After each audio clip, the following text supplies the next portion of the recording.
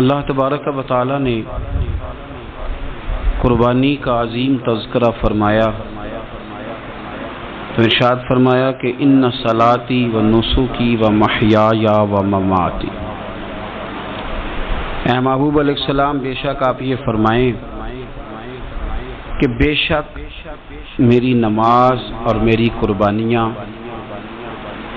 بہت تفصیل میں ڈیٹیل میں جانے کی ضرورت نہیں، قرآن مجید نے مختصر بات کی کہ میرا جینا بھی اور میرا دنیا سے جانا بھی، نماز بھی، قربانی بھی، جینا بھی، مرنا بھی۔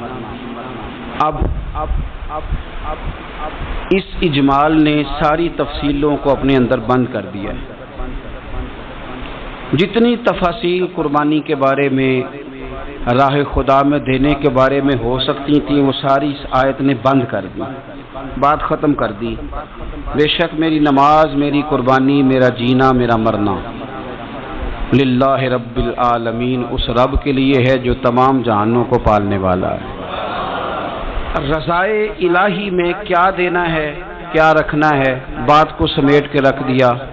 فرمایا جینا بھی اللہ کے لیے ہے، مرنا بھی اللہ کے لیے۔ قربانی کا مفہوم صرف اتنا نہ سمجھیں، اس کا فلسفہ سمجھیں۔ قربانی کا مفہوم صرف اتنا نہیں ہے کہ آپ نے ایک جانور خرید لیا تو آپ نے اس کو ذبح کر دیا۔ قربانی کا مفہوم یہ ہے کہ اللہ کی رضا کے لیے قربانی کرنی، اس ذات کی بلندی کو دیکھیں، اس کے مقام کو دیکھیں، اس کے مرتبے کو دیکھیں، پھر اس کی عطاؤں کو دیکھیں، پھر ہمارے بن مانگے اس نے ہمیں کیا کچھ دیا، اس کے نوازنے کو دیکھیں۔ میرا جو دوست مجھے زیادہ پیارا ہوتا ہے، اس کے گھر میں میں سادے شاپر میں سوٹ نہیں لے کے جاتا، میں اس کو منگاتا ہوں، گفٹ پیک میں بند کرتا ہوں، ساتھ ایک مٹھائی کا ڈبہ رکھتا ہوں، اس کو اچھے انداز میں لے کر کے جاتا ہوں کیونکہ مجھے پیارا ہے اور اب اس کی ادب اداب کا خیال کرتا ہوں۔ تو آپ اس بات کو اچھے طریقے سے سمجھ لیں کہ قربانی کا مفہوم جانور کو ذبح کر دینا نہیں، قربانی کا مفہوم تو رب کی رضا کو پانے کا نام ہے، اللہ کی رضا کو پانا ہے۔ وہ کتنا اعلیٰ ہے، تو جب اس کی بارگاہ میں تحفہ بھیجنا ہے تو پھر آپ نے جانور کو پیش نظر نہیں رکھنا، پھر تو آپ نے اس مالک کو پیش نظر رکھنا ہے کہ جس کے شایان شان ہم کچھ پیش کرنے کی صلاحیت اور قابلیت نہیں رکھتے۔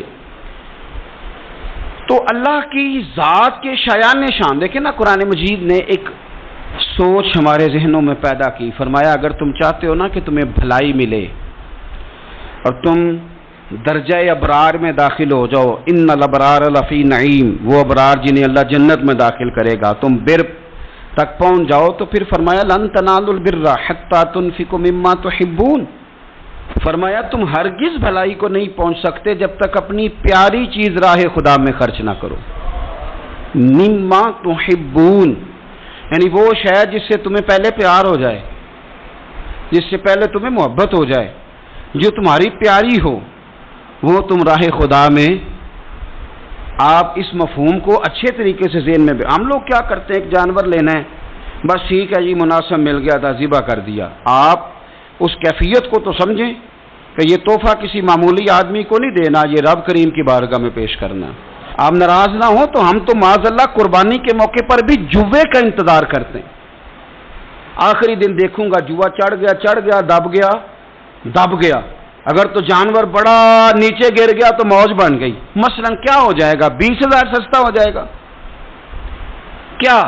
تو آپ کا یہ نفع نہیں کہ اللہ کی رضا کے لیے 20,000 اور زیادہ لگ جائے اللہ کے راستے میں۔ وہ جو سٹیٹس تھا نا رب کی رضا کے لیے دینے کا، اپنی پیاری چیز مما تحبون، اور اس کے تحت ہمارے مفسرین نے لکھا اس سے مراد صرف مال دینا نہیں کہ کوئی بندہ سمجھے صرف مال دوں گا تو نیکی تک پہنچ جاؤں گا۔ وہ کہتے ہیں اگر تجھے برادری پیاری ہے تو برادری قربان کر مصطفیٰ کے نام پر، اگر تجھے عہدہ پیارا ہے تو اپنا عہدہ قربان کر نبی پاک کے نام پر، اگر تجھے علاقہ پیارا ہے تو ہجرت کر رسول اللہ کے نام پر، اور اگر تجھے اپنی ذات پیاری ہے، اگر تجھے اپنا آپ پیارا ہے تو جان پاویں نہ جان میرے محبوبہ، میں تے لگیاں توڑ نبھیساں، راہ تیرے وچ رول کے مرساں تے قدم نہ پچھا ہٹے ساں، سجنا جان امانت تیری، تو جدو منگ سے میں پیش کرے سا، جان امانت تیری جدو منگ سے میں پیش. ہمارا جو معیار بنے نا اللہ کے رستے میں دینے کا وہ بڑا کمزور ہے، اس میں لطف نہیں، اس میں حضرت عبداللہ ابن عمر، یہ سادی باتیں ہیں پر اس کے کبھی حسن کو سمجھیں. شکر کھانا انہیں پسند تھا. کس میں ہوتی ہے نا، کچھ لوگوں کو گوشت پسند ہوتا ہے تو کچھ بچے ایسے ہیں کہ وہ گوشت پک جائے تو وہ گھر سے نکل جاتے ہیں اس دن. حضرت کو شکر بڑی پسند تھی تو شکر کی بوریاں منگاتے تھے اور وہ منگا کے اللہ کے رستے میں خیرات کرتے تھے. آپ کے صاحبزادے کہتے ہیں حضور آپ پیسے دے دیں، کسی بندے کو کوئی ضرورت ہوگی تو وہ وہاں وہ لگا لے گا. تو آپ فرمانے لگے اللہ کہتا ہے پیاری چیز خرچ کرو، تو مجھے یہ پیاری ہے تو میں یہ نہ خرچ کروں. جو چیز آپ کی محبوب ہے، جو آپ کو جان سے عزیز ہے، جس سے آپ کو دلچسپی ہے، وہ جب آپ اللہ کے رستے میں دیتے ہیں تو پھر آپ یؤمنون بالغیب کی ایک بڑی خوبصورت تفسیر بن جاتے ہیں کہ آپ نے تحفہ سجا کے، سوار کے، نکھار کے، خوشبو لگا کے، اچھی پیکنگ میں آپ نے اپنے مالک کے حضور پیش کیا. لیکن اگر آپ کہیں کہ اوہو خرچے بڑے زیادہ تھے، پہلے ہی حالات پہلے ہی بڑے خراب تھے، اب قربانی بھی سر پہ آ گئی ہے معاذ اللہ، تو آپ نے نا وہ مزہ خراب کر دیا، وہ ذائقہ نہیں ٹھیک رہا. وہ تو سودا ہی بڑا قیمتی ہے. وہ کہتا ہے تو ایک دیتا جا 70 لیتا جا اور نفع ہی نفع، نقصان والا کھاتا ہی کوئی نہیں. تو قربانی کا ماحول سمجھے، مزاج سمجھے، پیاری چیز وہ 10 دن آپ کے پاس رہے، اس سے آپ کو دلچسپی ہو جائے، کبھی آپ اسے دیکھنے جائیں، کبھی گھاس ڈالنے جائیں، کبھی اس کی پشت پہ ہاتھ پھیریں. یار نبی پاک کا قربانی کے ساتھ جو ذوق ہے اس کو ملاحظہ تو کریں. کبھی نہیں کہا سیدہ فاطمہ سے کہ اپنے کمرے سے باہر آ، کبھی نہیں کہا، کبھی نہیں کہا حضور نے. اور پھر میں غریبوں سے بھی کہتا ہوں کہ نبی پاک پر کبھی زکوٰۃ فرض نہیں ہوئی، اتنا مال ہی نہیں تھا کہ زکوٰۃ فرض ہو، کبھی زکوٰۃ فرض نہیں ہوئی. لیکن قربانی حضور ایک نہیں دیتے تھے، 2 دیتے تھے. اور ایک اونٹ میں 7 حصے ہوتے ہیں، 7. لیکن جب حضور حج کرنے گئے تھے تو میرے نبی پاک نے 63 اونٹ ذبح فرمائے. ذرا 7 سے ضرب دیکھے تو دیکھو کتنے بنتے ہیں. ہم سارا سال امیر ہوتے ہیں، عین قربانی کے دنوں میں غریب ہو جاتے ہیں. موٹر سائیکل چھوٹی عید کے بعد لی تھی، اس کے لیے پیسے تھے، لیکن قربانی کی جانور کی باری آئی تو ہاتھ تانگ ہو گیا. پتہ نہیں وہ کیسے تانگ ہو گیا، اللہ ہی بہتر جانتا ہے. اپنے ماحول کے اندر وہ خاص ایک خوشبو پیدا کریں جو رضا الہی کا. حضور نے کبھی نہیں سیدہ پاک سے فرمایا کہ باہر آؤ، لیکن حسنین کریمین فرماتے ہیں کہ حضور نے قربانی کا جانور خریدا، پھر سیدہ فاطمہ الزہرا رضی اللہ تعالی عنہا کے صحن میں حضور لائے. صحن میں نبی پاک سے زیادہ نازک مزاج بندہ کوئی نہیں کائنات میں آئے گا. حضور کے وجود اطہر پر مکھی نہیں بیٹھتی تھی، پسینہ آتا تھا تو خوشبو آتی تھی، لیکن حضور قربانی کا جانور دست مبارک سے ذبح فرماتے. اور کہا فاطمہ ادھر آ بیٹے. سیدہ کمرے سے باہر آئیں تو فرمایا یہاں کھڑی ہو، میں تیرے سامنے تیری قربانی کا جانور ذبح کرنے لگا. آپ ذرا اس بات کو دیکھ کر مسند امام احمد بن حنبل میں حضور نے فرمایا جانور سونا بھی ہونا چاہیے اور اس کی قیمت بھی زیادہ ہونی چاہیے، با اعتبار قیمت بھی زیادہ ہو، مہنگا خرید کے لائے ہوں آپ. کیوں؟ اس لیے کہ دینا اس رب کی بارگاہ میں ہے جو بڑی شانوں والا ہے. تو ہم نا آہستہ آہستہ ان چیزوں سے پیچھے ہٹتے جا رہے ہیں جو چیزیں ہمیں اللہ کے قریب کرتی ہیں. ہو جاتا ہے کچھ چیزوں سے پیار ہونا چاہیے، لیکن جب اس چیز سے بڑھ کر رب سے پیار ہو، اس کے محبوب سے پیار ہو، تو پھر وہ چیزیں کوئی اہمیت نہیں رکھتی. حضرت حارثہ بن نعمان رضی اللہ تعالیٰ عنہ کہتے ہیں میں نے چھوٹی سی ایک گھوڑی لے کے پالی، پیار بھی بڑا ہو گیا، وہ بڑی بھی ہو گئی، خوبصورت بھی بڑی تھی، اور کبھی کبھی میرے بچے مذاق بھی کرتے، کہتے ابا سچ بتا ہم سے زیادہ پیار ہے کہ اس گھوڑی سے زیادہ پیار ہے؟ کیونکہ گھر آتے ہی آپ پوچھتے ہیں چارہ ڈالا ہے کہ نہیں، پانی پلایا کہ نہیں، تو پیار اس سے زیادہ کہ ہم سے؟ تو حضرت حارثہ بن نعمان فرماتے تم نے جتنی باتیں کرنی ہیں کرو، اور مجھے پیار ہے تو میں کیا کر سکتا ہوں. بڑی خدمت کرتے، پیار کرتے. آیت نازل ہو گئی لن تنالوا البر حتی تنفقوا مما تحبون. غریب آدمی، ماڑا بندہ گھوڑی کی لگام پکڑی اور مدینے والے رسول کی بارگاہ میں پہنچ گئی. یا رسول اللہ میری قبول کر لیں. آپ یقین کریں حالات خراب ہوتے ہیں تو لوگ سب سے پہلے وہ والا 100 بند کرتے ہیں جو مسجد جاتا تھا. سب سے پہلے لوگوں نے وہ رستے کاٹے وہ کنیکشن کاٹے جو اللہ کے راستے میں جاتے تھے. کیا کرتے ہو صاحب؟ یہ تو اصل ہے، باقی تو ساری فروعات ہیں، باقی تو ساری شاخیں ہیں. تو آپ نے جاڑی کاٹ دی جہاں سے آ رہا تھا. اپنی ساری ضروریات لوگ پوری کریں گے اور 1.5 لاکھ تنخواہ میں سے پورا 2000 مسجد دے کے کہیں گے دیا تو ہے 2000.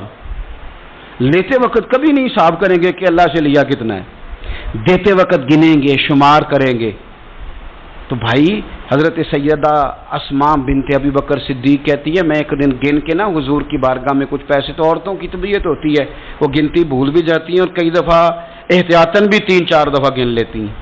کہتی میں نے 2-3 دفعہ پیسے گن کے حضور کو دیے تو سرکار مسکرائے، فرمانے لگے اسماء رب کے راستے میں گن گن کے نہ دیا کر. یہ بخاری ہے، گن گن کے نہ دے. یا رسول اللہ کیا کروں؟ فرمایا تو اس کے راستے میں بے حساب دے، وہ بھی تجھے بے حساب ہی عطا فرمائے. زاہدوں نے یہ عجب کام کیا، عجب ہے کہ تسبیح کے دانوں سے جو کام لیا، چاہیے تھا کہ بے شمار پکارتے تجھ کو. یہ بھی کوئی بات ہے کہ گن گن کے تیرا نام لیا؟ یہ بھی کوئی بات ہے گن گن کے تیرا نام لیا؟ میرے عزیز سمجھ لیں اچھے طریقے سے. حضرت حارثہ بن نعمان گھوڑی لے کے آ گئے، یا رسول اللہ قبول کر لیں. تو حضور نے فرمایا تیری قبول ہو گئی. اس بات کو ذرا پھر ایک دفعہ سمجھ لیں، تیری قبول. حضور کو پتہ ہے نا اس کا پیار بڑا ہے، حضور کو پتہ ہے اس نے پالی ہے، پر لے آئے تو فرمایا تیری قبول رکھ لی. چونکہ آپ کی جو روحانی ترقی ہے وہ بغیر اس کے ممکن نہیں. حضور نے وہ رکھ لی گھوڑی. جناب حارثہ بن نعمان خوشی خوشی گھر چلے گئے. ان کے بیٹے زید بن حارثہ آئے تو نبی پاک نے فرمایا یہ بھی اللہ کے راستے میں مجھے تحفہ ملا ہے، اب میں تجھے تحفہ دے رہا ہوں. حضرت زید بن حارثہ نے گھوڑی لی، دوبارہ گھر گئے تو والد کہنے لگے یہ کیوں لے آئے ہو؟ یہ تو میں دے آیا تھا. تو وہ بھی صحابی تھے نا، کہنے لگے آپ نے مصطفیٰ کو تحفہ دیا تھا، مصطفیٰ کریم نے مجھے دے دیا. تو حضرت حارثہ بن نعمان رو پڑے، فرمایا دیکھو میرے کریم کا کرم، قبول بھی کر لیا ہے اور یہ بھی انہوں نے ثابت کر دیا ہے کہ رہے بھی تیری آنکھوں کے سامنے. تو اپنا وہ جو خاص ذوق ہے اللہ کی راہ میں کچھ دینے کا، جانور کو قربان کرنے کا، احسار کرنے کا، قربانی دینے، اس ذوق کو کبھی بجھنے نہ دیں. دیکھیں نا نبی پاک صلی اللہ علیہ وسلم نے نا حد بیان کر دی. اور میرا خیال ہے یہ حدیث سمجھنے کے بعد بھی اگر سخاوت کا ذوق پیدا نہ ہو تو پھر بندے کو نا سرجری کرانی چاہیے دل کی، پھر اس کو سرجری کی ضرورت ہے. نبی پاک صلی اللہ علیہ وسلم نے فرمایا اللہ کے راستے میں خیرات کر کے جہنم سے بچ جاؤ. اللہ کے راستے میں خیرات کر کے جہنم سے بچ جاؤ. اللہ کے راستے میں دے کے جہنم سے بچ جاؤ. اگر کچھ نہ ہو سکے تو کھجور کا ایک ٹکڑا ہی اللہ کے راستے میں خیرات کر دیا کرو. اگر یہاں بھی ذوق یعنی کھجور بھی پوری نہیں، کھجور کا ایک ٹکڑا، ساری زندگی یہی رونا رونا ہے ہم نے کہ غریب بڑے ہیں، بڑے حالات خراب ہے، ماڑے بڑے ہیں، پوری نہیں پڑتی، اس سے آگے بھی جانا ہے کہ ادھر ہی رہنا ہے. دیکھو یاد رکھو اچھے طریقے سے سمجھ لو کہ فرمایا صدقہ دے، چاہے کھجور کا ایک ٹکڑا ہی دے، ایک ٹکڑا کھجور کا. اب سمجھ لیں بات کو. ہمارا جو معیار اب خرچ کرنے کا ہے نا وہ تو ہم نے امیر لوگوں کے ذمہ لگا دیا ہے. اور امیر بیچارہ بھی وہ کئی دفعہ الجھ جاتا ہے، وہ کہتا ہے جناب کس کس کو دیں، مسجد کو، مدرسے کو، گلی بنانے والوں کو، قبرستان بنانے والوں کو، غریبوں کو، بیواؤں کو. سب کو پتہ چل گیا محلے میں فلانا بندہ امیر ہے تو ہر ایک کی توجہ اسی کی جانب ہے. اور میں نے تو اپنی زندگی میں یہ بھی دیکھا ہے کہ امیر کے پاس پیسے آ جائیں تو لوگ اس طرح شکوہ کرتے ہیں کہ دیتا نہیں، جیسے اس کے نہیں اس بیچارے کے پیسے ہیں. اس کے بہن بھائی کہہ رہے ہوتے ہیں دیکھو جی خود کروڑوں کی جائیداد خرید لی، ہمیں 5000 نہیں دیا. بھئی خدا کے بندے پیسے اس کے دے چاہے نہ دے. تو جب ہم سارے مل کے سخاوت کریں گے، جب امت ساری یہ شعور پیدا کرے گی، بیدار کرے گی اپنے دل میں باتیں کہ میں نے اللہ کے راستے میں کچھ دینا ہے، تو پھر تھوڑا تھوڑا کر کے. میں اکثر کہتا ہوں کہ ایک پوری یونیورسٹی قائم کر دینا بھی بڑا کمال ہے. تو میں نے اپنے شہر کے اندر ضلع میں ایک یونیورسٹی قائم کر دی، ایک انسٹیٹیوٹ بنا دینا بھی بڑا کمال ہے، اور ایک مدرسہ قائم کر دینا قرآن و سنت کا بہت بڑا کمال ہے. لیکن ہم یہ سارا کچھ نہیں کر سکتے. ایک غریب بچے کا خرچہ تو اٹھا سکتے ہیں کہ نہیں؟ اگر آپ نے ایک غریب بچہ باشعور کر دیا، تعلیم یافتہ ہو گیا، تو آپ نے یونیورسٹی کا کام ہی کیا ہے. لیکن ہم اس طرف بھی آنے کو تیار نہیں ہوتے. اپنی قربانی کے لحاظ سے ماحول کو سخاوت کا رنگ دیں، ماحول کو ذوق کا رنگ دیں. ہمارے ہاں لوگ پوچھنے لگ جاتے ہیں کہ قربانی کا سارا گوشت گھر میں رکھنا جائز ہے؟ بالکل جائز ہے. سارا گوشت کیا پورا اونٹ آپ گھر میں کھا لیں، شریعت آپ کو منع نہیں کرتی، لیکن کس نے کان میں بتایا تھا کہ قربانی کے بعد گوشت ملنا ہی نہیں؟ آپ یقین کریں، پوچھیں الیکٹریشین لوگ جو یہ کام کرتے ہیں، مکینک لوگ، ان سے پوچھیں، وہ کہتے ہیں سب سے زیادہ فریزر کا کام آنے لگ گیا ہے، لوگ فریجیں ٹھیک کرا رہے ہیں اس لیے کہ گوشت سٹاک کرنا ہے، پتہ نہیں اس کے بعد کوئی بکرا ہاتھ آئے کہ نہ آئے، آخری سمجھ کے کھانا ہے. ایسا نہ کرو. اگر سارا گھر میں رکھنے کا مفتی صاحب سے فتویٰ پوچھ لیتے ہو تو کیا کسی مفتی نے یہ فتویٰ نہیں دیا کہ سارا بانٹ دینا بھی جائز ہے؟ یہ بھی فتویٰ پوچھو کسی سے، قربانی ساری رکھنی بھی جائز ہے اور ساری بانٹ دینی بھی، ایک لقمہ بھی نہ کھائیں، ساری بانٹ دیں، آپ بانٹتے رہیں، رب کریم آپ کو اور دینے کا ارادہ فرماتا رہے گا. تو اپنے ہاں یہ ذوق، اللہ کے راستے میں خیرات کرنے کا شوق، وہ خاص توانائی، وہ خاص اور پیاری چیز. حضرت انس بن مالک رضی اللہ تعالیٰ عنہ فرماتے میں بڑا فرما بردار تھا اپنی ماں کا. اماں چولہے میں آگ جلانے لگتی تو حضرت انس بن مالک عرض کرتے، اماں جی آگ تو مجھے بھی جلانی آتی ہے، روٹیاں نہیں پکانی آتی، تو میں آگ جلا دیتا ہوں، اب روٹیاں پکا دیں. بچے سارے ہی اچھے ہوتے ہیں پر کچھ کی ادائیں بڑی نرالی ہوتی، وہ فرما بردار ہوتے ہیں، ان سے پیار ہو جاتا ہے. حضرت انس بن مالک کہتے ہیں میری اماں بڑا پیار کرتی تھی، میری عمر 10 سال ہو گئی اور مدینہ بھی سارا نور سے بھر گیا، مدینے والے رسول ہجرت کر کے تشریف لے آئے. اب یہ لاڈلے بیٹے ہیں، ماں کے لاڈلے بیٹے. اللہ اکبر. ماں نے کیا کیا؟ حضرت انس بن مالک کا بازو تھاما، مدرسے میں نہیں لے کے گئی، یونیورسٹی میں نہیں لے کے گئی، کالج میں نہیں لے کے گئی، جہاں سے سارے علم جنم لیتے ہیں نا، جہاں سے ساری یونیورسٹیاں بنتی ہیں، اس محبوب کی بارگاہ میں بیٹا پیش کر دیا. دل پہ ہاتھ رکھ کے بتاؤ، میں نے کہہ دیا، آپ نے سن لیا. عشق ہو جائے ہمیں مرشد سے، عشق ہو جائے ہمیں استاد سے. لوگ بچہ پڑھنے کے لیے تو ان کے ادارے میں بھیج دیتے ہیں. کبھی آپ نے سنا ہو کہ کوئی بچہ اس لیے بھیج دے کہ یہ آپ کے گھر کے کام کاج کرے گا؟ یہ بڑا مشکل کام ہے. انسان کو اولاد کمزور کر دیتی ہے، بندہ اولاد کے حق میں بزدل ہو جاتا ہے، وہ نہیں تسلیم کرتا کہ میرا بچہ اس طرح نوکری کرے، لیکن یہ شان ہے ان کے غلاموں کی. حضرت انس بن مالک کا بازو تھام کے ماں نے کہا، اور ماں نے کہا مستقبل کی کوئی فکر نہیں، لا کے حضور کی بارگاہ میں پیش کیا. عرض کرنے لگی، یا رسول اللہ صلی اللہ علیہ وسلم، انس نہ آپ کے گھر کے کام کاج کیا کرے گا. یہ جو مزاج ہے نا خدمت کا، یہ ذوق، یہ رنگ، ہم لوگ جو ہوتے ہیں نا، ہم اور سٹیٹس میں زندگی گزارنا چاہتے ہیں، لیکن فقر کا، طریقت کا سٹیٹس اور ہوتا ہے. وہ کیا کسی شاعر نے 2 جملوں میں بات ختم کر دی، اسے کیا تیریاں ویخ کے ادامہ میں مرید ہو گئی. وہ بعض ادائیں ایسی ہوتی ہیں کہ جن پہ خود بخود پیار آتا ہے، پیار چھلکتا ہے، پیار خود بخود جو ہے وہ اوت کر کے نکلتا ہے.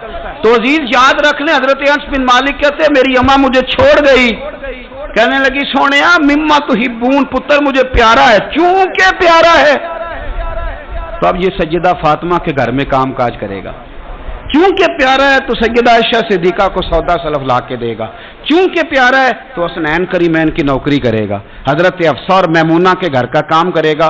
انس بن مالک کہتے ہیں میں نے کوئی تعلیم نہیں پڑھی، میں نے کہیں بیٹھ کے کچھ نہیں سیکھا، لیکن آپ کتابیں کھول کے دیکھ لیں، ایک بہت بڑی تعداد ہے حدیثوں کی جو حضرت انس بن مالک نے روایت کی ہے. وہ کہتے ہیں میں تو کھیلتے کھالتے ہی مصطفیٰ کی باتیں سنتا رہا اور رب نے مجھے عالم بنا دیا، عالم. اور فرماتے ہیں ایک دن حضور نے صرف کہا تھا، لمبی چوڑی دعائیں نہیں، اور میں نے کہا بھی نہیں، میں نے نہیں کہا. ایک دن مدینے والے محبوب نے کہا تھا جا اللہ تیرے مال میں بھی برکت دے، تیری اولاد میں بھی برکت دے. ختم ہو گئی بات. لمبی دعاؤں کی کیا حاجت تھی؟ ایک جملہ حضور نے فرمایا. اور کیوں فرمایا؟ کہ میری ماں مجھے چھوڑ گئی تھی. فرماتے ہیں کہ وہ حضور نے دعا دے دی، میں وہی بیج ڈالتا تھا جو سارا مدینہ ڈالتا تھا، وہی پانی لگاتا تھا جو سارا شہر لگاتا تھا، اسی طرح ہل چلاتا تھا جس طرح سارا شہر چلاتا تھا. پر باقیوں کے باغ میں سال میں 1 دفعہ پھل آتا تھا، میرے میں 2 دفعہ پھل آتا تھا. آپ فرماتے تھے میں اس وقت موجود ہوں تو میرے بیٹے بیٹیاں پوتے پوتیاں میری اولاد کی تعداد 100 سے زیادہ ہے. اتنی میرے چمن میں بہار آئی ہے. دوستو ایک صحابی تھے حضرت مصعب ابن عمیر، چڑھتی جوانی، بڑے خوبصورت کپڑے، اتنا مہنگا جوڑا مکے میں اور کوئی نہیں پہنتا تھا جتنے مصعب ابن عمیر پہنتے تھے، اتنی اعلیٰ قسم کی چیزیں اور کوئی نہیں کھاتا تھا جتنی وہ کھاتے تھے، لاڈلے تھے۔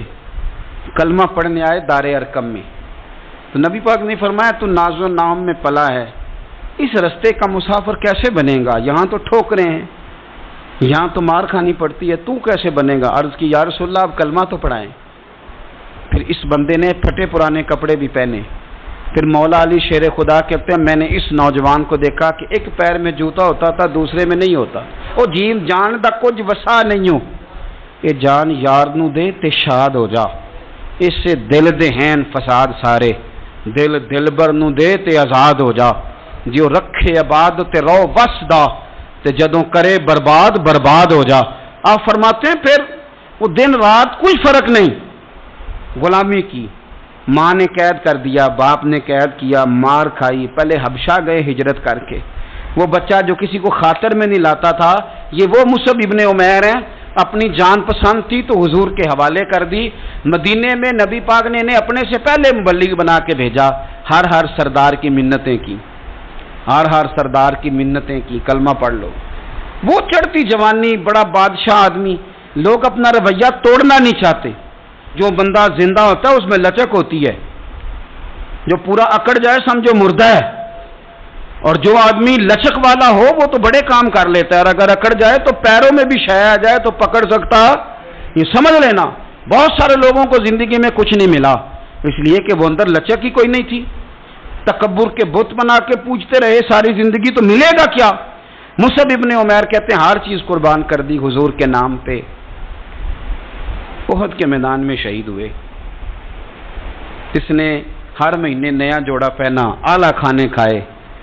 اس بندے کو جب کفن دیا جا رہا تھا تو کپڑا پورا نہیں تھا، سر ڈھانپتے تھے تو پیر ننگے، پیر ڈھانپتے تھے تو سر ننگا، تینوں لب دیں آپ گواچے، پورے وجود کے لیے کپڑا موجود نہیں تھا۔ حضور نے فرمایا سر ڈھانپ دو اور پیروں پہ گھاس ڈال دو۔ بات بیت گئی، وہ جب انہوں نے کلمہ پڑھا تھا اس کو 20 سال ہو گئے، وہ مکے میں دار ارقم میں کلمہ پڑھا تو یہاں ان کی لاش مبارک پر کھڑے ہو کے میرے نبی پاک نے ساری تاریخ دہرائی، فرمایا یہ وہ نوجوان تھا جو ناز و نام میں پلا تھا، نے بڑے اعلیٰ کھانے کھائے، اعلیٰ کپڑے پہنے، کہ آج جس کا حال یہ ہے کہ اس کے بدن پر کپڑا موجود نہیں۔ فرمایا اس طرح کرو ذرا، ساری تاریخ حضور نے بیان کی، لوگوں کو بتلایا، جو نئے آنے والے تھے ان کو بتایا۔